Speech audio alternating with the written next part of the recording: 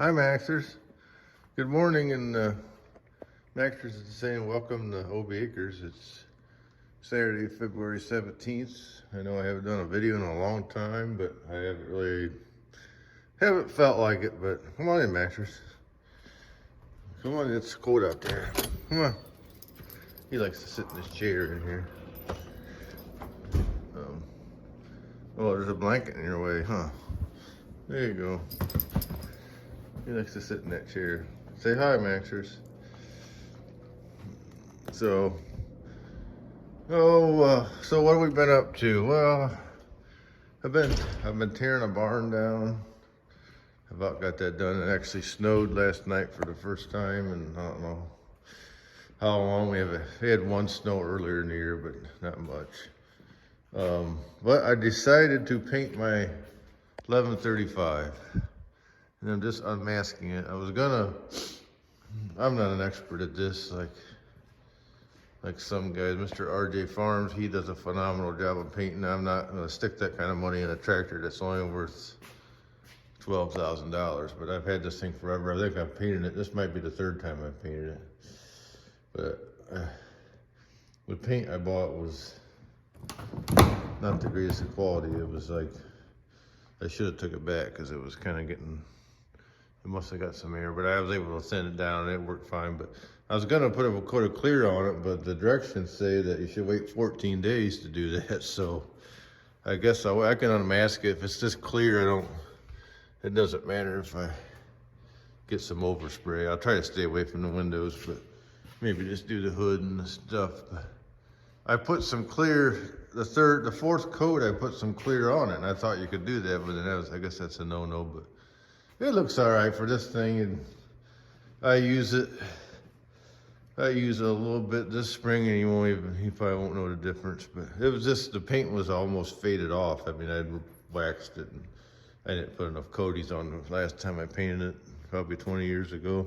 I've had this thing ever since I started farming, and I just hate to part with it because it ain't worth anything. I almost sold it a few years ago. I was gonna buy a newer tractor to replace it, and the deal fell through, so then I ended up just keeping it. And I bought other tractors since, but they're bigger ones, and my Genesis and my T8 now that I bought, they're just big, this thing, they're too big to do what this thing does. I got the TW, and I just pretty much spray with this. That's all I ever usually don't come unhooked from a sprayer. And then in the fall, it usually don't even get used, but it's tired. I mean, it uses some oil, but I'm not a big fan of these Perkins engines, but it probably, if we overhauled it, it'd probably be better. But it's a nice tractor. The compressor went out again, and I thought I've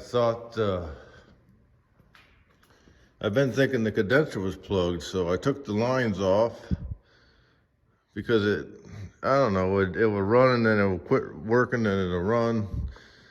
So I took the lines off and blew air through. Hell, there's no restriction that I could see. The air comes right through it. It's not, I don't know how when I put my gauges on it before, the high pressure wasn't that bad. I didn't think you got that unless it got really hot out. So I want to buy a new compressor, a newer style one, a Sandin this time, I think they are. But anyhow, I was gonna put a coat of clear coat on it, and it says to wait 14 days and lightly sand it. And so I'll probably just do that. I might do that in a couple weeks and just get one of them Brillo pads and sand it down. But it's pretty sharp looking, I think. No, I don't know what everybody else thinks, but I've done a lot of painting over the years. I don't use the high-end paint. I mean, if it was a nicer, newer tractor, I would go get the automotive style paint. I just use enamel. And if you put the hardener in it, it usually lasts a long time. I was gonna get Rust-Oleum because I painted my 9130 a few years ago when I traded in. I used the Rust-Oleum, and that held up really well. It was a nice paint job too. It looked sharp. And that's one of the reasons why when I traded it in, but they never even come looked at it though, and they give me what I wanted for it. But then when the guy bought it, some guy, they didn't have it very long, it sold right away. And the mechanic come out and worked on my other one, and he said, well, that thing was sharp. He said, that didn't last long. It was sharp, but it had its issues. I mean, it overheats when you pull it hard, and it needed overhauled. But anyhow, that's what I've been up to. I haven't done much work. We're looking for a different planter, and I'm not sure what I want to get. Anybody want to comment? But we're looking at a Case H 1200, but I got my Kinsey beam planter, and it's kind of nice having the same parts that fit back and forth from either another Kinsey or a John Deere. But the Case H 1200s, you can buy them really cheap, really reasonable. As long as I don't have enough hydraulics to do all the stuff on them, but if you get the PTO pump, it's not an issue. So we're looking at maybe one of them or another John Deere or a Kinsey. I don't know what. I just can't decide how much. It all depends on how much money you want to spend, really. When it comes right down to how much money you want to spend.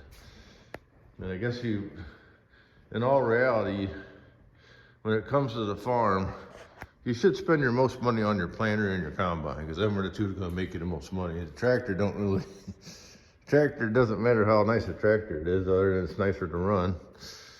So, but I probably did that backwards, but oh well. So, any ideas? I'm looking for a 16 row maybe. And any thoughts, give me in the comments. So, that's what I got going on. So, thanks for watching, and I hope maybe I'll have some more videos coming when I start working on equipment. See you next time. Oh, and I forgot to mention Austin's working on, well, he just got done working on Buddy's tractor, the hydraulic pump, 861. And now he's rebuilding this engine for this guy that he was messaging him on Facebook, because he's always selling, he's just sold one. He sold a